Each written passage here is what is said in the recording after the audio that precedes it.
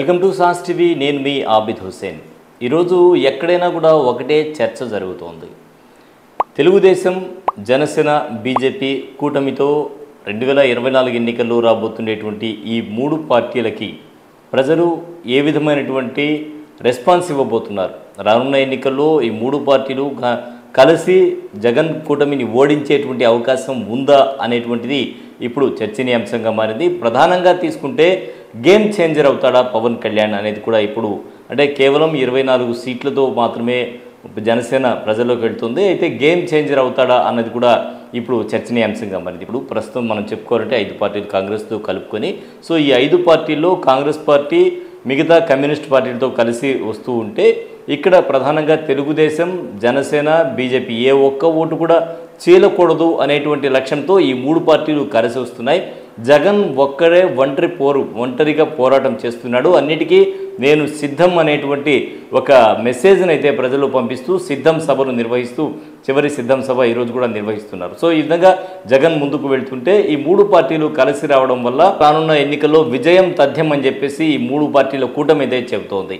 అయితే నెటిజన్లు మాత్రం కొంతమంది అయితే ఈ మూడు పార్టీల కూటమిని స్వాగతిస్తూ ఉంటే, మరోవైపు కొంతమంది మాత్రం గతంలో 2019లో చంద్రబాబు చేసినటువంటి వ్యాఖ్యల్ని, అంటే ఆయన అధికారంలోకి వస్తే మోడీ మళ్ళీ మనం గెలిపించుకుంటే క్రిస్టియన్స్కి, ముస్లిమ్స్కి సెక్యూరిటీ లేకుండా పోతుంది అనేటువంటి మాటను ఇప్పుడు పదే పదే ట్విట్టర్లో ట్రోల్స్ చేస్తూ ఉన్నారు. ఆ మాటలు ఏవైతే 2019లో చంద్రబాబు చెప్పారో ఆ మాటల్ని చేస్తున్నారు. ఈ మాటలు ఏదైతే ట్విట్టర్లో పోస్ట్ చేస్తూ ఉన్నారో ఈ పోస్ట్ వెనక అంటే రానున్న ఎన్నికల్లో మైనార్టీ ఓట్లు మళ్ళీ వైసీపీకి పడేటువంటి అవకాశం ఉందా? క్రిస్టియన్ల ఓట్లు అంటే మైనార్టీ ముస్లింల ఓట్లు కానీ క్రిస్టియన్ల ఓట్లు కానీ వైసీపీకి పడేటువంటి అవకాశం ఉందా అనేటువంటిది కూడా ఆలోచించాలి. ఇదే నేపథ్యంలో ఎవరైతే జగన్ ఉన్నారో చివరకు అంటే ప్రతి ఒక్కటి కూడా ప్రజలకు మేలు చేస్తాను, ప్రజలకు సేవ చేస్తానంటే డైరెక్టు లబ్ధిదారుడు ఇంతవరకు ఎక్కడ కూడా జరగనటువంటి విధంగా ప్రతి ఒక్కరికి మధ్యలో ఎవ్వరి ప్రమేయం లేకుండా ప్రతి ఒక్కటి కూడా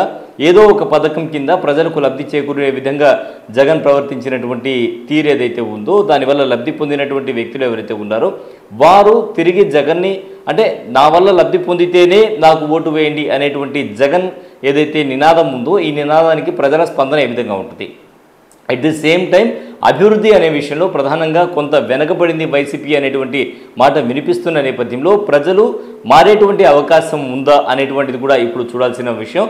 అయితే ప్రధానంగా తీసుకుంటే ఈ మూడు పార్టీలు ఏ ఒక్క ఓటు కూడా వ్యతిరేకంగా ఉండేటువంటి ఓటు ఏదైతే ఉందో అది చీలకూడదు అనేటువంటి నినాదం మీద ముందుకు వస్తున్నారు. అయితే ఈ విధంగా రావడం వల్ల చాలామంది దీన్ని అయితే స్వాగతిస్తూ ఉన్నారు. అయితే జనసేన, టీడీపీ, బీజేపీ కూటమి ఏదైతే ఉందో ఈ కూటమితో లోగో స్వరూపం కూడా మారేటువంటి అవకాశం ఉంది అని చెప్తూ ఉన్నారు. కొత్తగా ఈ రెండు కలిపి పసుపు రెడ్ కలిపి అంటే కుంకుమ పసుపు అనేటువంటి ఒక కొత్త ట్యాగ్లైన్తో ముందుకు వచ్చినటువంటి నేపథ్యంలో ఇప్పుడు బీజేపీ కూడా యాడ్ అయింది.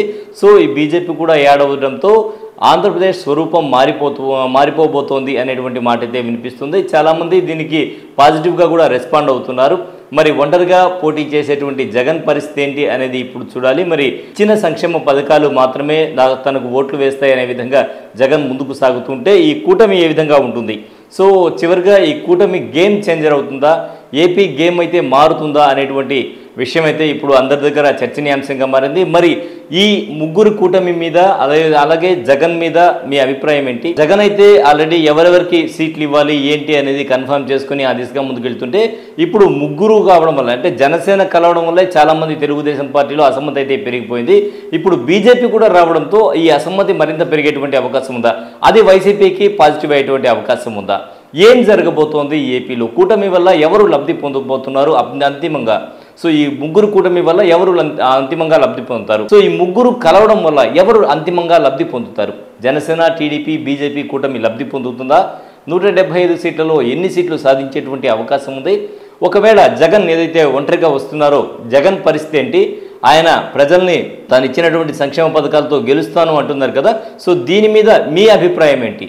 అలాగే కాంగ్రెస్ వామపక్షాలు వస్తున్నాయి కదా. సో ఈ కాంగ్రెస్ వామపక్షాల పరిస్థితి ఏంటి?